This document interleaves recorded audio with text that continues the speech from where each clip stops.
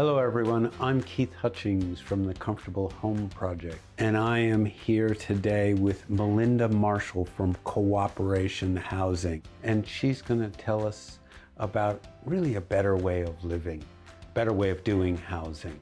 So Melinda, what exactly does Cooperation Housing do as an organization? So Cooperation Housing is a community housing provider that was actually established by existing housing cooperatives in WA as an umbrella organisation to be there to assist them if they needed it. We help them if they need some help with their bookkeeping or maintenance or whatever it is. The other reason that Cooperation Housing was established for was to help grow the housing co-op sector. We look like we're going to be developing at least 2 more housing co-ops, and then from there, hopefully more and more, so we can give everyone the benefit of living in a housing co-op. Particularly now in an era where housing affordability, particularly for young people, but also really for older people, it's a big issue.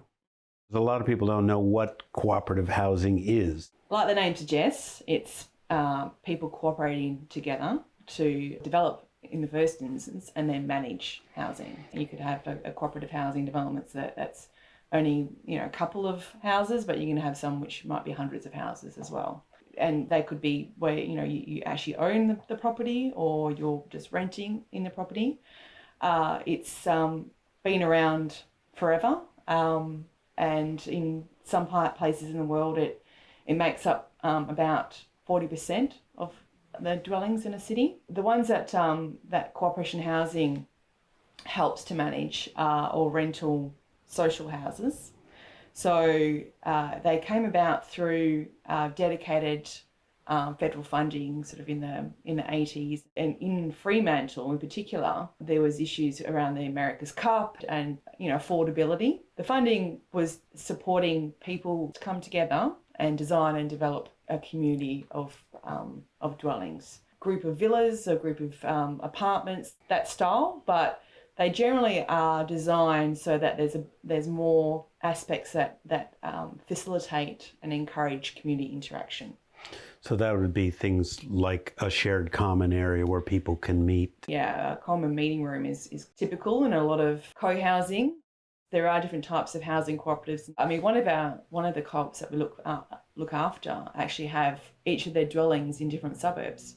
Oh, right. So they're not even co-located, but they still cooperate together to manage the property. So they all do, bookkeeping and maintenance and finding new tenants and all the other governance stuff. They all share that responsibility together, even though the dwellings are not co-located. You achieve a lot more as a group than you would as an individual. So because you're sharing the burden, you're sharing the responsibility. And what problem do you solve for the residents that would choose to live in a place like this? Cooperatives in general have generally become about as a response to a market failure. Cooperating together with housing means that you can potentially develop more affordable dwellings, more sustainable dwellings, and more community-orientated dwellings. So having a co-housing development where you interact with your neighbours a lot more, you reduce that prevalence of social isolation, which in turn can impact people's mental health. One of the things that I think will have a lot of benefit, especially for younger people that are struggling to get into the housing market, is they could potentially build a smaller dwelling, so something that much more affordable, but still have the benefit of having a larger dwelling because there would be an entertainment space that they could share, a car that they could have in the community that they share.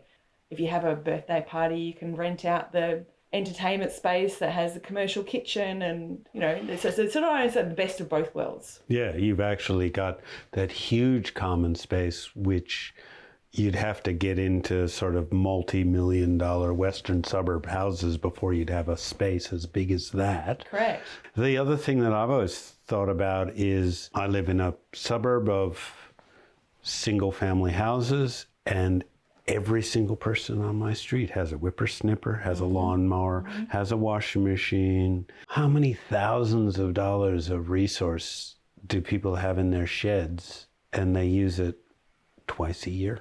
Yeah. So that's common that a lot of co-housing places do have like a shared tool shed. There's also research that shows that co-housing communities are a lot more sustainable from that perspective. You're obviously not creating so much stuff because you're sharing stuff. You are also sharing responsibility when it comes to perhaps maintaining a compost heap or looking after some chickens and stuff. So rather than you having to spend all your time doing it, you're sharing all that responsibility and that time and effort amongst your neighbours.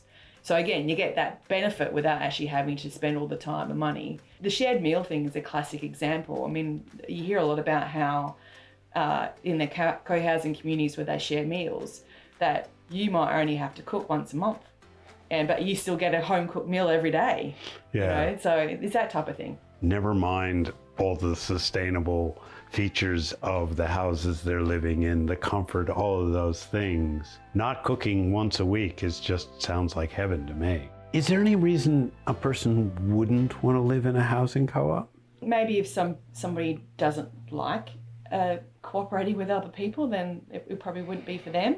And one of the interesting pieces of research that I've come across with regards to co-housing is that there's actually lots of introverts that live in co-housing, because they get their privacy, but they can also get that social interaction and that sense of community just by stepping out the front door. And it's that best of both worlds. I can have my privacy if I want, but if I do need to interact with other people, then they're not far away to do so. Yeah, right. Yeah. Oh, okay. Thank you for joining us today, Melinda. Wasn't that amazing?